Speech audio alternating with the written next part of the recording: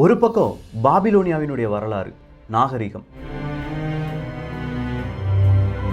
இன்னொரு பக்கம் எகிப்தினுடைய வரலாறு நாகரிகம். இந்த பக்கமா இந்தியாவுக்கு ஏதாவது நாகரிகம் வரலாறுலாம் இருக்காப்பா அப்படின்னு சொல்லி கேட்டோம்னா கிமு 1000க்கு முன்னாடி இந்தியாவுக்கு வரலாறே இல்லைன்ட்டாங்க. கிமு 1000க்கு பிறகு ஆரியர்களுடைய வருகைக்கு பிறகுதான் இந்தியாவினுடைய வரலாறே ஸ்டார்ட் ஆகுது அப்படின்னு சொல்லி எல்லாருமே நம்பிட்டு இருந்தாங்க. இப்படி எல்லாருமே நம்பிட்டு இருக்கிற இந்த ஒரு நேரத்துல தான் திடீர்னு ஒரு கண்டுபிடிப்பு அப்படிங்கிறத செய்கிறாரு ஒரு நபர். 1921 அவர் வேலை என்ன செஞ்சுட்டு இருந்தாருன்னா, ஒரு புத்த சிலை கிபி 200 ஏற்படுத்தப்பட்ட ஒரு புத்த சிலையை கொஞ்சமாக ஆராய்ச்சி பண்ணிட்டு இருந்தார். அந்த மனுஷன் கண்டுபிடிச்ச சில செய்கை காரணமாக சில பல நாகரிகங்கள் இந்தியாவில் இருந்துச்சு. அது பாபிலோனியா எகிப்து நாகரிகத்திற்கு முந்தையதாக இருக்கலாம், அங்கே வாழ்ந்தவங்க கிளீனஸ்ட் பீப்புளாக இருந்தாங்க அப்படிங்கிற கண்டுபிடிப்பு பரவலாக பேசப்பட்டு உலக நாடுகளே அது எந்த நாகரிகம் அப்படின்னு சொல்லி கேள்வி கேட்டு நிறைய ஆர்டிக்கல்லாம் எழுதினாங்க. ஆனால் அதுக்கு பின்னாடி சில பல மறைக்கப்பட்ட வரலாறும் இருக்குது. இந்த ஸ்டோரி உனக்கு எப்படா தெரியும் அப்படின்னு கேட்டிங்கன்னா, நான் ஆல்ரெடி உங்களுக்கு ஒரு புத்தகத்தை அறிமுகம் செய்திருக்கிறேன். ஒரு புத்தகம் கிடையாது, ஒரு புத்தகத்தினுடைய கலெக்ஷன், ஒரு அப்ளிகேஷன், ஸ்டோரி டெல் அப்படிங்கிற ஒரு அப்ளிகேஷன் தான். இந்த ஸ்டோரி டெல் அப்படிங்கிற அப்ளிகேஷனில் இங்கிலீஷ், ஹிந்தி, மலையாளம் இல்லாட்டி நீங்கள் பார்க்குற இந்தியன் லாங்குவேஜ் நிறைய புத்தகங்கள் இருக்குது. அத்தனை புத்தகங்களுடைய ஆடியோ வடிவு இருக்குது, இல்லாட்டி பிடிஎஃப் வடிவு இருக்குது. நீங்கள் கேட்கலாம். ₹2 2 வாரம் உங்களால் இதை ஃப்ரீயாக அனுபவிக்க முடியும்.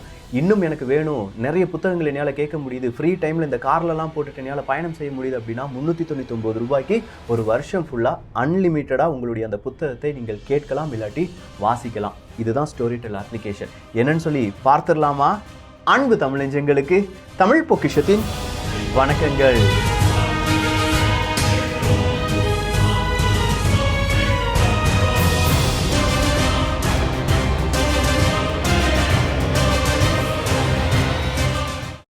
(1921) Indian archaeological survey Das Banerjee அப்படிங்கிற ஒரு வேலை பார்த்துட்டு வராரு. அவருக்கு வேலை என்னன்னா, அங்கே ஒரு புத்த சிலை இருக்குது. அந்த புத்த சிலையில் என்னென்ன பிரச்சனைகள் இருக்குது, எப்படிலாம் கண்டுபிடிக்கலாம், அதை எப்படி க்ளீன் பண்ணலாம் அப்படின்னு சொல்லி அவர் கொஞ்சமாக தொடச்சி எடுத்துகிட்டு இருக்கும்போது அவர் இருக்கிற இடத்துல அங்கங்கே மேடு பள்ளமாக இருக்கிற ஒரு சிச்சுவேஷன். ஸோ அவர் புத்த சிலையை பார்த்துட்டே இருந்தபோது திடீர்னு எட்டி பார்த்துருக்காரு. மனுஷனுக்கு ஏதோ ஒரு ஸ்டெப்பு தெரிஞ்ச மாதிரி இருந்திருக்கு, ஒரு படிக்கட்டு இருந்திருக்கு. படிக்கட்டா? தாஸ் பானர்ஜி அவர்களுக்கு எங்கேயோ ஒரு ஞானோதயம் பிறந்து இது படிக்கட்டா இருக்காது, கண்டிப்பாக இது ஏதோ ஒரு விஷயம் தான் அப்படின்னு சொல்லி அதை தோண்டி பார்த்துருக்காரு. குட்டி குட்டி வீடுகள், குட்டி குட்டி வீடுகளா? நல்லா தோண்டி பார்க்கணும் அப்படின்னு சொல்லி பார்க்கும்போது பெரிய பெரிய வீடுகள், அரண்மனைகள், இது எல்லாமே சேர்த்த ஒரு நாகரிகத்தை நம்ம கண்டுபிடிச்சிட்டோம் அப்படின்னு சொல்கிற ஒரு அறிவிப்பை கொடுக்கிறார் தாஸ் பானர்ஜி அவர்கள். இந்த அறிவிப்பை சாதாரணமாக கொடுக்கல. அவருடைய மேல் உத்தியோகஸ்தர் ஒருத்தர் இருந்தார். அவருடைய பெயர் சர் ஜான் மார்ஷல் அப்படிங்கிறது தான். இந்த ஜான் அப்படிங்கிறவர்கிட்ட நம்ம தாஸ் பானர்ஜி அவர்கள் ரிப்போர்ட்டை கொடுக்கும்போது ஜான் அவர்களுடைய கண்கள் எல்லாமே கொஞ்சமாக விரிவடையுது. என்னப்பா இவ்வளோ பெரிய நாகரிகத்தையா கண்டுபிடிச்ச அப்படின்னு சொல்லி கேட்குறாரு. இந்த நாகரிகத்துக்கு என்ன பேர் வைக்கலாம்? ஹரப்பா மொஹஞ்சதாரா நாகரிகம் அப்படின்னு சொல்லி பேர் வச்சிடலாமா? இப்போ இவர் இருக்கிற இடம் எது அப்படின்னு கேட்டிங்கன்னா, அந்த புத்த சிலை, அந்த ஆராய்ச்சியில் நடக்கிற இடம் எது அப்படின்னு கேட்டிங்கன்னா மொஹஞ்சதாரா அப்படின்னு சொல்கிறாங்க. மொஹஞ்சதாரா அப்படின்னு சொல்கிற அந்த வார்த்தையினுடைய அர்த்தம் என்ன அப்படின்னு கேட்டிங்கன்னா, இறந்தவர்களுடைய மேடு அப்படிங்கிறது தான். சரி, இறந்தவர்களுடைய மேட்டில் இருந்து ஒரு நாகரிகத்தை கண்டுபிடிச்சிட்டாங்க. அதே நேரத்தில் எக்ஸாக்டாக அங்கேருந்து ஒரு 600-620 கிலோமீட்டர் தள்ளி ஹரப்பா அப்படிங்கிற ஒரு இடத்துலையும் இதே மாதிரியான கண்டுபிடிப்புகள் கண்டுபிடிக்கப்படுது. ஸோ 620 கிலோமீட்டர் தள்ளி ஒரு கண்டுபிடிப்பு, இந்த மொஹஞ்சதாரோ அப்படிங்கிற ஒரு இடத்துல கண்டுபிடிப்பு. இது எல்லாமே ஒரே கண்டுபிடிப்பு தான். இவ்வளவு பறந்து விரிந்த ஏரியாவில் இருக்கக்கூடிய நாகரிகமா அப்படின்னு சொல்லி மிரள்றாங்க எல்லாருமே. இங்கிலாந்தை விட 5 மடங்கு பெரிய ஒரு நாகரிகம் தான், இல்லாட்டி அவ்வளோ பெரிய இடத்தை உள்ளடக்கிய ஒரு நாகரிகம் தான் ஹரப்பா மொஹஞ்சதாரோ நாகரிகம். பாபிலோனிய நாகரிகம் எகிப்து நாகரிகத்தை விட ரொம்பவே கிளீன் பீப்புள் வாழ்ந்த இடம் எது அப்படின்னு கேட்டிங்கன்னா ஹரப்பா மொஹஞ்சதாரோ நாகரிகம் தான். சிந்து சமவெளி நாகரிகம் அப்படின்னு நம்ம சொல்கிறோம் பார்த்தீங்களா? இந்த நாகரிகத்தை கண்டுபிடிச்சது 1921. சரி, இதுக்கு நல்ல பெயர் வச்சுருக்காங்களே, இறந்தவர்களுடைய மேடு அப்படின்னு சொல்லி. இந்த இறந்தவர்களுடைய மேடுனா இதுக்கு முன்னாடி யாருமே இதை பற்றி கேள்வியே கேட்கலையா அப்படின்னு சொல்லி ஒரு கேள்வி நமக்குள்ளே வரலாம். 1826 சார்லஸ் மேஜன் அப்படிங்கிற ஒரு இராணுவ வீரர் அந்த இடத்துக்கு வரார். இந்த மொஹஞ்சதாரோ அப்படிங்கிற இடத்துக்கு வரார். வந்தவர் அங்கே நிறைய இடிபாடுகளை பார்க்கிறார். அது கண்டிப்பாக ஒரு நாகரிகமாக தான் இருக்கும் அப்படின்னு சொல்லி அவருடைய குறிப்பேட்டில் கொஞ்சம் குறிப்புகளை எழுதிட்டு போகிறார்.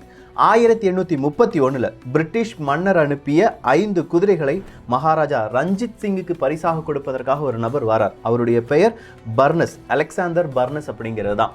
இந்த அலெக்சாண்டர் பர்னஸ் அப்படிங்கிறவர் இந்த ஹரப்பா மொஹஞ்சதாரா இந்த ஏரியாக்கெல்லாம் வந்து பார்க்கும்போது இங்கே ஒரு நாகரிகம் உறங்கிக் கொண்டிருக்கிறது அப்படின்னு சொல்லி ஒரு குறிப்பை எழுதுறாரு. ஆனா 1856ல லாகூர்ல இருந்து முல்தான் வரை ஒரு ட்ரெயின் சர்வீஸை ஸ்டார்ட் பண்ணணும் அப்படின்னு சொல்லி தண்டவாளத்தை போடுறதுக்கான வேலையை ஆரம்பிக்கிறாங்க. இந்த தண்டவாளத்துல போடுறதுக்கு நிறைய மண் கற்கள் எல்லாமே தேவைப்பட்டது. இதுக்காக கொண்டு வரப்பட்ட கற்கள் எங்கிருந்து வந்தது தெரியுமா? இதே ஹரப்பா மொஹஞ்சதாரா நாகரிகத்தில் அந்த குடில்கள் இல்லாட்டி அந்த பெரிய பெரிய அரண்மனைகள் அப்படின்னு நம்ம பார்த்தோம் பார்த்தீங்களா, அதெல்லாம் தோண்டி தோண்டி அந்த கல்லெல்லாம் எடுத்து பல 1000 கிலோமீட்டருக்கு இந்த ஒரு ரயில்வே ட்ராக்கில் போடப்பட்டது. அதாவது லாகூர் முல்தான் ரயில்வே ட்ராக். கிமு கிபி அப்படிங்கிற புத்தகத்தில் சொல்லப்பட்ட வரலாற்றினுடைய ஒரு சின்ன பகுதி தான் இது. இதுவே இவ்வளோ சின்ன பகுதியாக இருக்கும்போது இந்த புத்தகம் ஆரம்பிப்பது எங்கிருந்து தெரியுமா? 5 கோடி வருஷத்துக்கு முன்னாடி பூமி இருந்துச்சா அப்படிங்கிற கேள்வியிலிருந்து. 5 கோடி வருஷத்துக்கு முன்னாடி பூமியே கிடையாதுரா அப்படின்னு சொல்லி கொஞ்சம் கொஞ்சமாக பூமியினுடைய வரலாறு, அந்த பூமி எப்படி பிறந்துச்சு, அந்த பூமியிலிருந்து எப்படி உயிரினங்கள் வந்துச்சு, அந்த உயிரினங்கள்லேருந்து எப்படி இந்த மாதிரி டைனோசர்ஸ் வந்துச்சு, அந்த டைனோசர்ஸ்லேருந்து அடுத்ததாக பாலூட்டிகள் எப்படி வந்துச்சு, அதன் பிறகு கரப்பான் பூச்சி எப்படி வந்துச்சு, அதன் பிறகு மனிதர்கள் எப்படி வந்தாங்க அப்படின்னு சொல்கிற ஒரு பெரிய புத்தகம், பெரிய வரலாறை குட்டியாக ஸ்டோரி டெல்லில் ஆடியோ வடிவில் நம்மளால் கேட்க முடியுது. ஒரு புத்தகம் கிடையாது. நான் மறுபடியும் இந்த ஆஃபர் உங்களுக்கு சொல்கிறதுக்கான காரணம் இதனால் உங்களுக்கு நிறைய பயன்கள் இருப்பது தான். இந்த அப்ளிகேஷனில் இருக்கக்கூடிய புத்தகங்கள் எல்லாமே அப்படியே ஸ்டோரி வடிவிலே இருக்குது. அதாவது பேக்ரவுண்ட் மியூசிக் போட்டு எந்த இடத்துல நிப்பாட்டணும், எந்த இடத்துல அதை கண்டினியூ பண்ணணும் அப்படின்னு சொல்கிற சூப்பரான வாய்ஸ் ஓவரோடி நமக்கு ஒரு புத்தகத்தை கேட்க முடியும். ஸோ அப்படி ஒரு புத்தகம் தான் இந்த கிமு கிபி. நான் படித்த புத்தகம் கிமு கிபி. இந்த பூமியினுடைய வரலாறு நம்ம எடுத்துக்கிட்டோம்னா அதில் மனிதர்களுடைய வாழ்க்கை அப்படின்னு சொல்றது வெறும் 0.1% தான்ப்பா. இதுக்கே இந்த துள்ளு துள்ளுறீங்களே அப்படின்னு சொல்லி கேட்குறாரு மனுஷன். அதோடு நிப்பாட்டிட்டாரா? ஆதாம் ஏவாள் அப்படிங்கிற ஒரு காலம்லாம் கிடையாதுப்பா, நம்மலாம் ஏவாள்லேருந்து வந்தவங்க தான் அப்படின்னு சொல்லி அதுக்கான சயின்டிஃபிக் எக்ஸ்பிளனேஷனையும் கொடுக்குறார். ஒரு விதமான டிஎன்ஏ இருந்துச்சு, அந்த ஜீன் தான் மனித உருவாவதற்கு காரணமாக இருந்தது. அந்த ஜீன் ஒரு பெண்ணின் கால் தடத்திலிருந்து நம்ம கண்டுபிடிச்சிருக்கோம். அந்த கால் தடம் தான் மனித வரலாற்றை மாற்றியமைத்த கால் தடம் அப்படின்னு சொல்லி அந்த பெண்ணினுடைய ஒரு கால் தடத்தை காண்பித்து மீட்டோகாண்ட்ரியல் டிஎன்ஏ அப்படிங்கிற மிக முக்கியமான அறிவியல் கோட்பாடு எல்லாமே நம்மகிட்ட சொல்லி இவங்க தான் ஆதி பெண், இவங்க தான் மனிதர்கள் உருவாவதற்கு காரணம் அப்படின்னு சொல்றார்.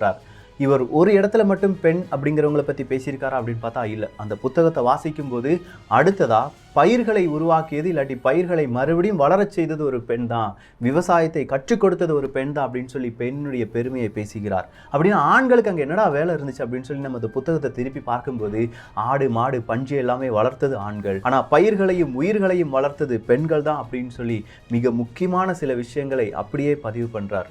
இவ்வளோதான் பதிவு பண்ணியிருக்காரா அப்படின்னு பார்த்தா இல்லையே.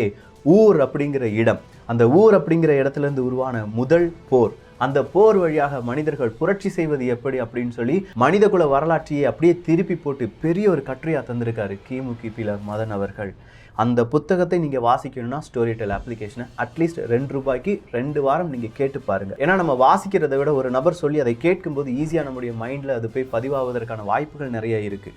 அப்படி நிறைய இருக்குன்னு சொல்லும்போது இது ஸ்பீட் மோடு இருக்குது, அதாவது எவ்வளோ ஸ்பீடாக இந்த புத்தகத்தை வாசிக்க வேண்டும் அப்படின்னு இருக்குது, எவ்வளவு நேரம் நீங்கள் வாசிக்கணும். இப்போ ½ அன் ஹவர் படுத்துக்கிட்டே நீங்கள் ஸ்டோரி கேட்டுட்ருக்கீங்கன்னா 30 நிமிஷம் எனக்கு கேட்டால் போதும், அதன் பிறகு ஆட்டோமேட்டிக்காக அது ஆஃப் ஆயிடும் அப்படின்னு சொல்லி அந்த இடத்துல பாஸ் ஆயிடும். இப்படி நிறைய ஃபியூச்சர்ஸை உள்ளடக்கிய ஒரு அப்ளிகேஷன் தான் ஸ்டோரி டெல் அப்ளிகேஷன்.